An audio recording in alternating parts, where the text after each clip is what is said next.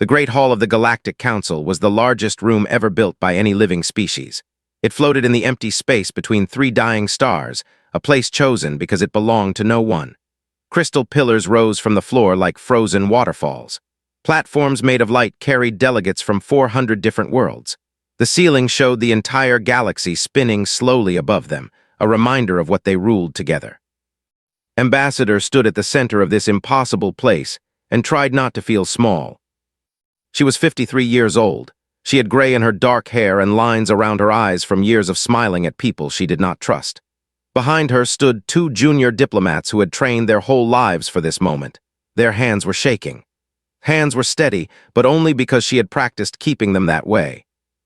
30 years, that was how long humanity had waited for this day. 30 years since Earth first made contact with the Galactic Council. 30 years of filling out forms, answering questions, and proving that humans were intelligent enough to join galactic civilization. Had started as a young translator on the project. Now she led it. The council chamber fell silent. 400 species watched her with eyes and sensors and organs she could not name. Some of them breathed air. Some of them breathed liquid metal. Some of them did not breathe at all. All of them were older than humanity. All of them had been traveling between stars when humans were still living in caves. "You may speak," said the High Chancellor. He was a creature made of living light, so old that he had forgotten his original body. His voice came from everywhere and nowhere. Stepped forward. Her translator implant hummed against her skull, turning her words into 1,000 languages at once. "Thank you, High Chancellor, distinguished delegates of the Galactic Council." She paused and looked around the room. "Humanity comes before you today not as beggars but as hopeful partners. We have studied your laws. We have learned your customs. We have worked for 3 decades to prove ourselves worthy of standing in this chamber." She told them about Earth. She told them about human art and music and literature. She told them about human science, how quickly they had gone from fire to fusion power. She told them about human kindness, about strangers helping strangers, about people giving their lives to save others they had never met. "We know we are young," said. "We know we have much to learn, but we believe that youth is not a weakness. It is potential. We offer the Galactic Council not just a new member, but a new perspective. Fresh eyes, new ideas." She finished her speech and waited. The silence stretched out like a held breath. Then the laughter began. It started with the delegate. There were tall, insect-like creatures with hard shells and sharp mandibles. They had ruled 1,000 worlds before humans learned to write. They made a clicking sound with his mouth parts, and the translator turned it into laughter. Other delegates joined in. A creature made of floating stones rumbled with amusement. A being that looked like a jellyfish full of stars flickered with what realized was mockery. A plant-like delegate rustled its leaves in a pattern that meant the same thing in any language. 400 species, 400 different kinds of laughter, and all of it was aimed at her. Felt her face grow hot. Behind her, one of the junior diplomats made a small sound of distress, but did not move. She did not look away. She had prepared for this possibility. She had hoped it would not happen, but she had prepared. The delegate rose from his platform. His name was Al, and he was one of the most powerful beings in the galaxy. His family had been on the council for 40,000 years. "Little human," he said, his mandibles clicking with amusement. "Do you know how you look to us? You arrive in chemical rockets that you have modified with borrowed technology. You cannot touch minds. You cannot shape matter with thought. You die of old age like animals. Your species has existed for less time than some of our buildings have been standing." He gestured with one of his 4 arms. "You speak of potential, but we have seen 1,000,000 species with potential. Most of them destroyed themselves. The rest learned their place." Another delegate spoke up. This one was a creature that looked like a blue-skinned human, but was actually a colony of 1,000,000,000 tiny organisms working together. "The speaks truth," she said. "Humanity is not ready for the galaxy. Perhaps in another 10,000 years you might be considered for basic membership." The laughter rose again, waited for it to die down. "Then what do you offer us?" she asked. Her voice was calm.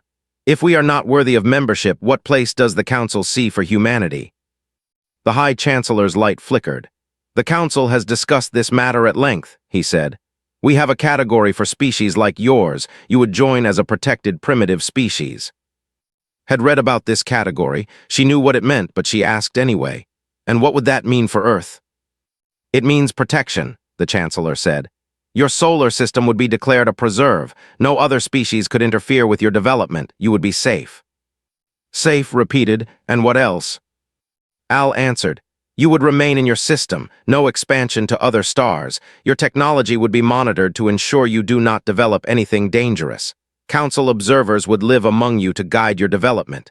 He clicked his mandibles again. It is a generous offer. Many species would be grateful. Looked at him. We would be prisoners. You would be protected, Al corrected. There is a difference. The galaxy is dangerous, little human. There are things between the stars that would destroy your entire species without noticing. You should be thanking us. More laughter, more mockery. Felt it washing over her like waves against a rock. She took a slow breath. I will need to bring this offer back to Earth, she said. My people will want to discuss it. The Chancellor made a sound that might have been surprise. You are their ambassador. You do not have authority to decide. Humanity makes important decisions together, said. All 8 billion of us. This is perhaps the most important decision in our history. I will not make it alone. How primitive, someone muttered, and the laughter came again. You have one of your weeks, the Chancellor said. Then you will return and give us Earth's answer. The Council will be waiting. Bowed her head slightly. Thank you, High Chancellor. We will not keep you waiting long. She turned and walked out of the chamber. The laughter followed her all the way to the door. But she did not look back. Her face showed nothing. Only when she was alone in her ship, jumping through space toward home, did she allow herself to smile. They had no idea what they had just done. The message reached Earth at the speed of light through a chain of relay stations that humanity had built over 30 years. By the time ship was halfway home, every person on the planet knew what had happened. The Council had laughed at them. The Council had offered them a cage dressed up as protection. The Council thought humanity was nothing more than clever animals who had somehow learned to fly. The reaction was not what the galaxy expected. There was anger, yes. People shouted in the streets and wrote furious messages on their networks. Leaders gave speeches about dignity and respect. But underneath the anger was something else, something cold and quiet and very, very focused. Humanity had been underestimated before. They knew what to do with that. The Global Assembly called an emergency session. Representatives from every nation gathered in the Great Hall in Geneva, the same hall where humans had once created the United Nations, then the Earth Federation, and now the Human Coalition. The room was packed with leaders, scientists, military commanders, and ordinary citizens who had won the lottery for observer seats. President Wei stood at the central podium. He was a small man with a gentle face, the kind of person who looked like someone's grandfather. But his eyes were sharp, and his voice carried to every corner of the room. You have all seen the Council's offer, he said. You have all heard their laughter. Now we must decide how to answer. The debate began. It would last for 5 days. Some voices called for acceptance. We are young, said the representative from the European states. Perhaps the Council is right. Perhaps we do need protection. The galaxy is vast and we are small. Is pride worth risking our survival? Others disagreed. They do not offer protection, said the representative from the African Union. They offer a leash. They want to keep us small forever, to make sure we never become a threat to their power. And can we become a threat? Asked someone from the back. They have ruled the stars for 50,000 years. We have had space travel for 300. What can we possibly do against them? The military commander of the Human Coalition stood up. Her name was Admiral, and she had spent her entire career preparing for a war she hoped would never come. Now she looked around the room with calm, steady eyes. Let me tell you what we can do, she said. The screens around the room flickered to life. They showed something that very few people on Earth had ever seen. Humanity's secret shipyards, hidden in the asteroid belt beyond Mars. For 30 years, Admiral said, while we waited for the Council to process our application, we have been building. Not because we wanted war, but because we are not stupid. We knew there was a chance they would say no. We knew there was a chance we would need to defend ourselves. The images showed thousands of ships. They were not beautiful like Council vessels, not elegant curves of light and crystal. They were rough and angular and brutal. They looked like weapons because that was exactly what they were. Our ships are not as advanced as theirs, the Admiral continued. But they do not need to be. We have studied Council technology for 30 years. We know their weaknesses. Their shields are designed to stop energy weapons because that is what every species in the galaxy uses. They are not designed to stop a piece of metal moving at half the speed of light. She smiled, and it was not a gentle smile. We call them kinetic accelerators. The Council abandoned them as primitive. They forgot that primitive does not mean useless. A rock is primitive. A rock traveling fast enough can crack a planet in half. The room was silent now. Every eye was on the Admiral. "We have other advantages," she said. "Our ships are smaller and faster. Our crews are trained to survive conditions that would kill most other species. Humans can endure heat and cold and radiation and gravity that would destroy or any of the comfortable species who laughed at our ambassador." She turned off the screens. "I am not saying we should fight. War is the last choice, not the first. But I am saying that we are not helpless. We are not primitives waiting for protection. We are humanity. We have climbed from caves to the stars in 100,000 years. We have survived ice ages and plagues and wars. We have eaten every predator that tried to hunt us. We have never in our entire history accepted a cage." The room erupted in cheers and applause, but President raised his hand for silence. "The Admiral speaks well," he said, "but this decision is too important for leaders alone. Every human must have a voice." For the next 3 days, Earth held a vote unlike any before. Every person over the age of 16 was given a chance to speak their mind. Town halls filled with debate. Families argued around dinner tables. Workers discussed the question during their breaks. Children listened and learned what it meant to be human. The galaxy watched with growing unease. Council intelligence agents sent back reports that confused their masters. The humans were not panicking. They were not begging for better terms. They were talking. Calmly, seriously, methodically. They were making a decision together, all 8 billion of them, as if they were a single organism with 8 billion minds. In the council chamber, the ambassador reviewed these reports with growing concern. Her name was Crystalline Voice of Deep Waters, and she was one of the oldest beings still serving on the council. Her body was made of living crystal that had been growing for 12,000 years. She had seen many species come and go. She had seen empires rise and fall. She had never seen anything quite like humanity. "You should read their history," she told Al, the delegate who had laughed loudest at the human ambassador. "I have spent the last 3 days studying them." Al clicked his mandibles in amusement. "Why would I waste my time on primitives?" "Because these primitives tamed fire. They domesticated wolves and turned them into pets. They killed their world's largest predators with sticks and stones. They survived 1,000 disasters that should have destroyed them." Crystalline paused. "They did not become the dominant species of their world through peace and gentleness, Al. They did it through stubbornness and violence and an absolute refusal to give up." "They are still primitives," Al said. "They have no psionic powers, no matter manipulation, nothing that matters." "Perhaps," Crystalline said. "But I saw something in that ambassador's eyes when she left. It was not defeat. It was not fear. It was calculation. She was not surprised by our offer. She was expecting it." Al was quiet for a moment. Then he laughed again.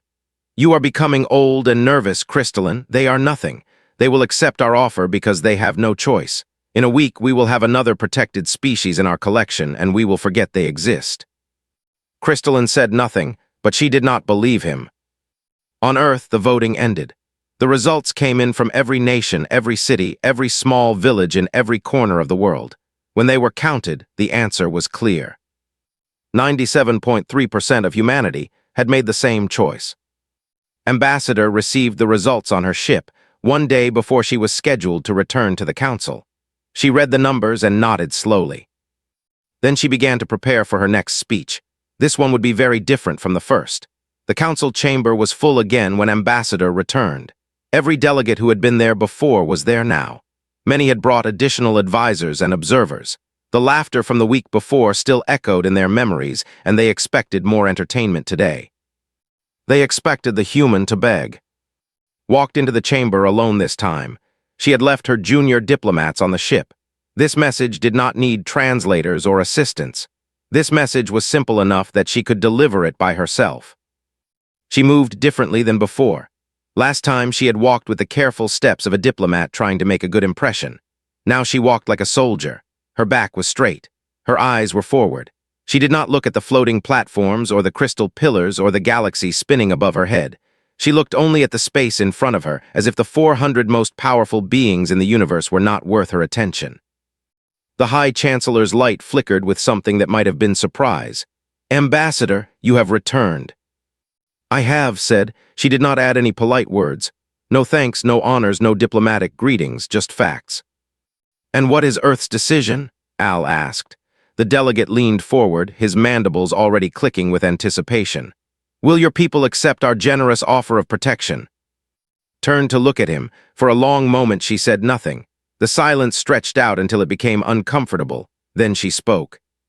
"The people of Earth have considered your offer carefully," she said. "We have discussed it in every nation, every city, every home on our planet.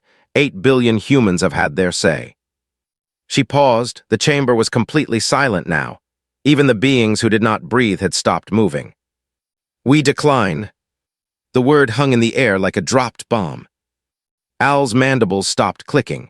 The Chancellor's light flickered again, this time with something that looked like confusion. Around the chamber, delegates turned to each other, not sure they had heard correctly. "You decline," the Chancellor repeated. "Ambassador, perhaps you do not understand. This is not a negotiation. The Council has decided." "The Council has decided nothing about humanity," interrupted. Her voice was calm but sharp, like a blade wrapped in silk. "The Council has offered. Humanity has declined. That is how negotiation works." "But you cannot simply," Al began. "Furthermore," continued as if he had not spoken, "we have made an additional decision. If the Galactic Council sees humanity as unworthy of partnership, then we see no reason to follow your rules, your borders, your laws, your expectations." Now the chamber erupted. Voices rose from every platform. Some were angry, some were confused, some were laughing again, though the laughter sounded more nervous than before. "You dare to threaten us," Al roared. "You are primitives, you have nothing. What could you possibly do against the combined might of 400 civilizations?" Reached into her pocket and pulled out a small device. It was the size of her palm, made of simple metal and plastic, nothing special to look at. She placed it on the speaking platform, and it began to project light into the air above her head. The images showed the asteroid belt between Mars and Jupiter. Hidden among the rocks were structures that the Council had never seen. Shipyards, factories, training facilities, and ships. Thousands and thousands of ships.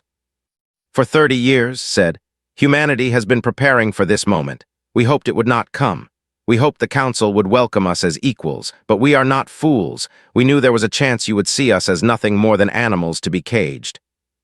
The images changed. They showed the ships in detail now. Rough, angular vessels bristling with weapons. They were not elegant like Council ships. They were designed for one purpose only. "These are our defense forces," said. 8,000 combat vessels, 200,000 support ships. Crew trained to survive conditions that would kill any species in this chamber. Weapons designed specifically to defeat Council technology. Al laughed, but it was a forced sound.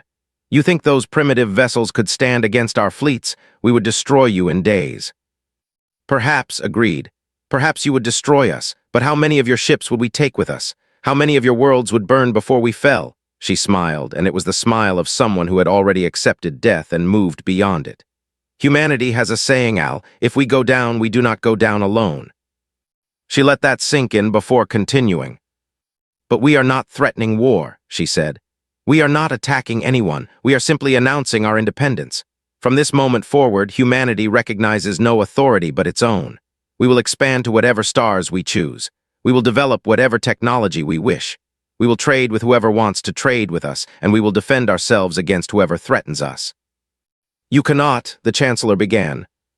"We can," said. "We are. The only question now is how the Council will respond. You can try to stop us by force, but ask yourselves, is it worth it? We are one species on one small world. Why spend blood and treasure to cage us when you could simply leave us alone?" She turned slowly, looking at each section of the chamber in turn. "Some of you are probably calculating right now," she said. "Trying to figure out the cost of war against humanity. Let me save you some time. Yes, you would probably win. Your fleets are larger, your technology is more advanced, your experience is greater. But it would not be easy, it would not be quick, and it would not be clean." She pointed at the image of a human warship. "Our vessels use kinetic weapons, pieces of metal moving at half the speed of light.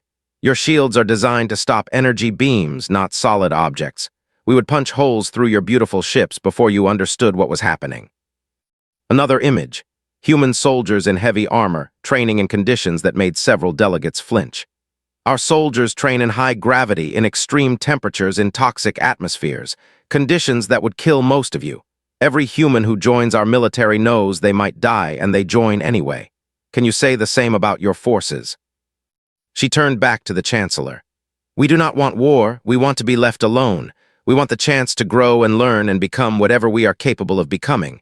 If you give us that chance, we will remember it. We will be grateful. We may even become your allies someday. She paused. But if you try to cage us, we will fight.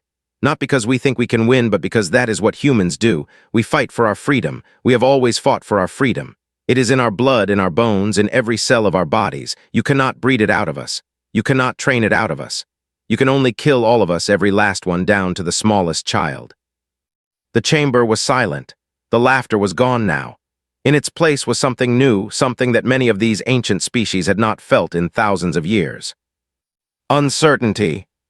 Picked up her device and put it back in her pocket. I will leave you to discuss this matter, she said. Take as much time as you need. Humanity has waited 30 years. We can wait a little longer. She walked out of the chamber without looking back. Her footsteps echoed in the silence until the doors closed behind her. For a long moment, no one spoke. Then Al rose from his platform, his mandibles clicking with something that was definitely not laughter. We must destroy them, he said, now before they grow any stronger. But even as he spoke, he knew it was not that simple. Nothing about humanity, he was beginning to realize, was simple at all. The emergency session of the Galactic Council lasted for 6 days. In 50,000 years of history, there had never been a longer debate. Species that had not spoken to each other in centuries found themselves on the same side. Old enemies became temporary allies. Ancient friendships cracked under the pressure of disagreement. The question seemed simple. What should the Council do about humanity? The answers were anything but simple.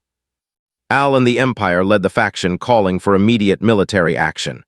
They are primitives who have dared to threaten us, he said, his mandibles clicking with fury.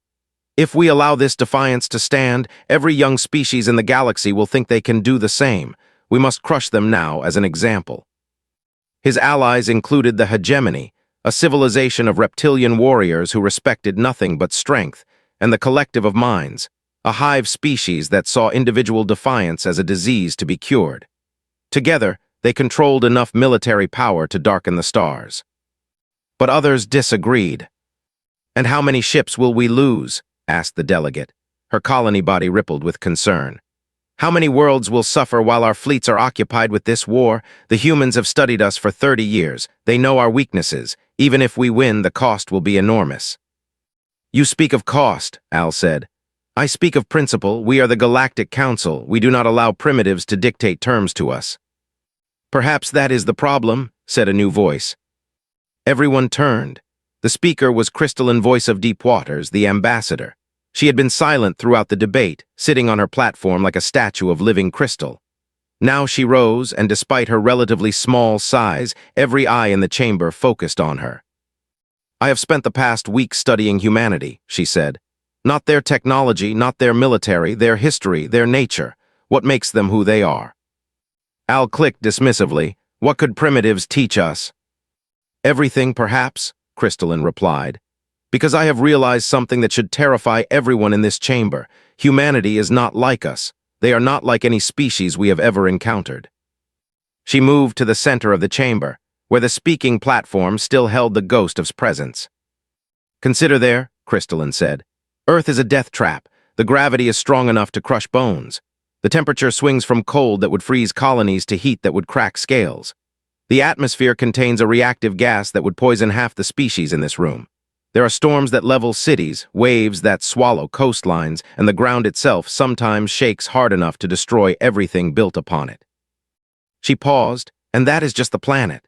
The creatures that evolved alongside humanity were even worse, predators with teeth and claws and venom, parasites that consumed them from the inside, diseases that killed millions. By every standard we use to measure habitability, Earth should not have produced intelligent life. It should have produced nothing but simple organisms fighting to survive. Yet here they are, said the delegate quietly. Yet here they are, Crystalline agreed.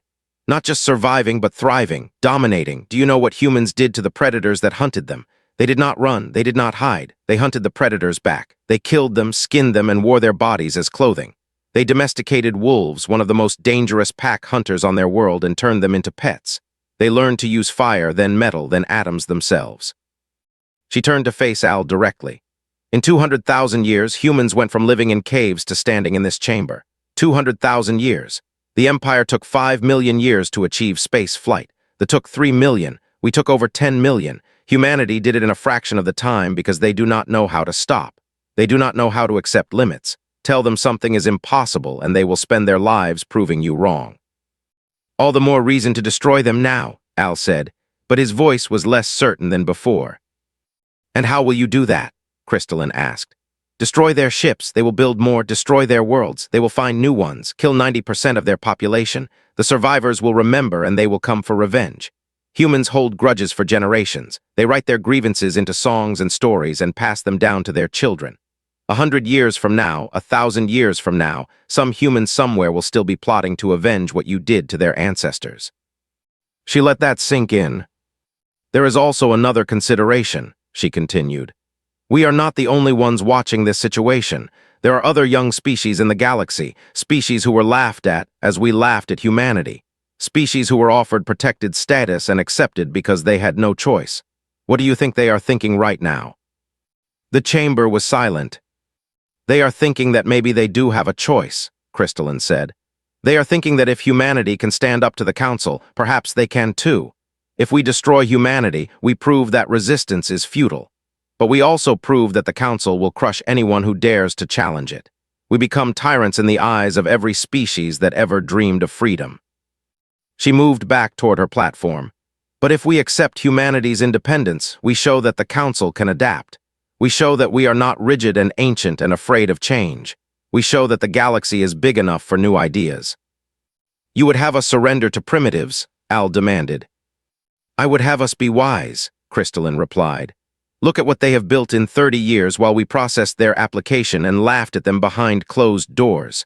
Imagine what they will build in 100 years, in 1,000. Do you want them as enemies or allies? She sat down on her platform. I have said my piece. The Council will decide what it will decide. But remember this, every great empire in history has eventually fallen. Sometimes they fall to invasion, sometimes they fall to decay. But often they fall because they could not adapt to a changing galaxy. They held on too tightly to the old ways and broke when the new ways became too strong to stop. The debate continued for 2 more days after that. But Crystalline's words had changed something. Delegates who had been ready to vote for war began to hesitate. They looked at the data on human history, human biology, human psychology, and they began to wonder if perhaps the old Crystal Ambassador was right. The military advisors ran their calculations again and again. Every simulation showed the same thing. Yes, the Council would win a war against humanity, but the cost would be staggering. Thousands of ships, millions of lives, decades of fighting because humans did not surrender. They did not give up. They fought until they won or until every last one of them was dead. And even then, could the Council be sure they had found every human colony, every hidden base, every ship that had slipped away into the darkness between stars? Humans were clever. They were sneaky. They had proven that by building an entire military in secret while pretending to be harmless applicants. On the 6th day, the High Chancellor called for a final vote. The question before this Council is simple, he said, his light pulsing slowly. Do we accept humanity's declaration of independence, or do we attempt to force them back into compliance? The votes came in from 400 worlds. Some voted quickly, their minds made up. Others hesitated, changing their votes at the last moment. The numbers flickered on the great display above the chamber floor. When the final count was complete, the Chancellor announced the result. The motion to use military force against humanity has failed, he said. 247 against, 153 in favor. Al rose from his platform. This is a mistake, he said. History will judge us as cowards. Perhaps, the Chancellor replied, or perhaps history will judge us as wise, only time will tell. He turned his light toward the doors of the chamber. Bring in the human ambassador. We have a new offer to make. Ambassador had spent 6 days waiting on her ship. She had not slept well. She had not eaten much. She had spent most of her time reading reports from Earth, where 8 billion humans were holding their breath and waiting to learn if they would live in freedom or die in war. When the summons came, she dressed carefully in her formal uniform. She checked her appearance in the mirror and saw a woman who looked older than she had a week ago. The stress had taken its toll, but her eyes were still sharp and her hands were still steady. She walked into the council chamber for what might be the last time. The atmosphere was different now. A week ago, the chamber had been filled with laughter and mockery. Now it was filled with something else. Tension, yes, but also something that looked almost like respect. The High Chancellor's light burned brighter than before. "Ambassador, thank you for your patience." "Thank you for seeing me again," replied. She did not add any comments about the delay. There was no point in making this harder than it needed to be. "The Council has discussed your declaration at length," the Chancellor said. "We have considered many options: military action, economic sanctions, complete isolation." He paused. "In the end, we chose none of these." Waited, her heart was pounding, but her face showed nothing. "Earth's application for standard membership in the Galactic Council is hereby withdrawn from consideration," the Chancellor continued. "The category of protected primitive species is also withdrawn." Felt her stomach drop. This could mean anything. It could mean they had invented something worse. "Instead," the Chancellor said, "the Council has voted to create a new category. Humanity will join the Galactic Council not as a protected species, but as an independent sovereign civilization. This grants you full rights of expansion, development, and self-governance. You will be bound by Council law only in matters of mutual agreement. Your territory will be recognized and respected by all member species." For a moment could not speak. She had prepared herself for war. She had prepared herself for death. She had not prepared herself for victory. "There is one more matter," the Chancellor added. "The Council formally apologizes for its initial response to humanity's petition. The laughter was undignified and inappropriate. It will not happen again." Found her voice. "The people of Earth accept your apology," she said, "and we accept your offer. We look forward to a productive partnership between equals." She emphasized that last word slightly. The Chancellor's light flickered in what might have been acknowledgement. Al rose from his platform. His mandibles were still, his posture stiff. "I wish to say something," he announced. Turned to face him. Here was the being who had laughed loudest, who had called her primitive, who had wanted to destroy her entire species. She waited for whatever insult or threat he had prepared. But Al surprised her. "I was wrong," he said. The words seemed to cost him physical pain. "I underestimated humanity. I will not make that mistake again." He sat back down. It was not exactly friendship, but it was something. A beginning, perhaps. Nodded once in his direction, then turned back to the Chancellor. "If there is nothing else, I should return to Earth and share the good news with my people." "Of course," the Chancellor said. "Safe travels, Ambassador. We will see you at the next Council meeting." She bowed slightly and walked toward the doors. The chamber was silent as she passed, but it was a different kind of silence than before. Not mockery, not contempt. Something closer to the quiet that follows when a dangerous animal has passed by and chosen not to attack. Before she reached the doors, a voice called out, "Ambassador." Stopped and turned. It was crystalline voice of deep waters, the who had spoken so passionately in the debate.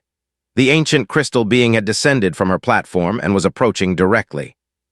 "May I walk with you?" Crystalline asked. "Of course," said Curious. They left the chamber together and walked through the corridors of the Council station. For a while, neither spoke. Then Crystalline said something that had not expected.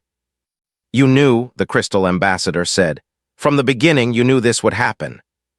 Glanced at her. "I knew it was possible." "More than possible, you planned for it." Crystalline's voice held no accusation, only interest. "The humble approach in your first speech, the request for time to consult with your people, the dramatic revelation of your hidden fleet, even your demand for independence instead of begging for better terms. It was all calculated." Was silent for a long moment. Then she smiled, the first genuine smile she had allowed herself in weeks. "My people have a game called chess," she said. "It is a game of strategy, played on a board with different pieces that move in different ways. The goal is to capture the enemy's most important piece, but the real game is about thinking ahead. predicting what your opponent will do and preparing your response before they even make their move. And you were playing chess with the council, Crystalline said. We have been playing chess for 30 years, admitted. From the moment we realized that the galaxy was not going to welcome us with open arms, we studied you. We learned your psychology, your politics, your history. We figured out what you would think of us and how you would react, and we prepared. Crystalline made a sound like wind chimes in a storm. It was the equivalent of laughter, but warm rather than mocking. You let us underestimate you. You let us laugh and feel superior. And while we were laughing, you were building your fleet and preparing your declaration. We also prepared for war, said. If you had voted the other way, we would have fought. We would have lost, probably. But we would have made you pay for every inch of space. We would have hurt you so badly that you would never forget the price of underestimating humanity. I believe you would have, Crystalline said. That is why I argued for peace, not because I thought you would win, but because I knew the cost of your defeat would be too high. They had reached the docking bay where ship was waiting. She stopped and turned to face the ancient ambassador. Thank you, said. Your speech made a difference. Without it, the vote might have gone the other way. Perhaps, Crystalline said, but I did not do it for humanity. I did it for the council. We have grown old and comfortable and set in our ways. We needed to be reminded that the galaxy is still changing, still growing, still capable of surprising us. She reached out with one crystalline arm and touched shoulder gently. Humanity is going to change everything, she said. I can feel it. In 1,000 years, the galaxy will be a different place because of what you do. I hope it will be a better place. So do I, said. So do I. She boarded her ship and set course for Earth. As the station shrank behind her and the stars stretched into lines of light, she finally allowed herself to relax. The tension that had lived in her shoulders for 6 days began to ease. They had done it. Against all odds, against every expectation, humanity had won. Not with weapons, not with war, but with unity and courage, and the simple refusal to accept limits that others tried to place on them. Back on Earth, the news was spreading. In every city on every continent, people were celebrating. Fireworks lit up the night sky. Strangers hugged in the streets. Parents held their children and told them that they would grow up in a free galaxy, with the stars open before them and no one to tell them where they could not go. In the council chamber, the delegates were dispersing, returning to there to report what had happened. Many of them were still confused, still trying to understand how primitives in chemical rockets had outmaneuvered civilizations that had ruled the stars for. But Crystalline understood. She had studied human history. She knew about their world wars and their civil rights movements and their revolutions. She knew that humans had always been at their best when they were told they could not do something. Impossible was not a wall to them. It was a challenge, and they had never met a challenge they were not willing to face. As her ship carried her home to the crystal worlds of the, Crystalline looked back toward the small yellow star where humanity lived. It was so far away that she could not see it without magnification. Just another point of light in a galaxy full of billions. But she knew it would not be just another point of light for long. Humanity was coming, and the galaxy would never be the same.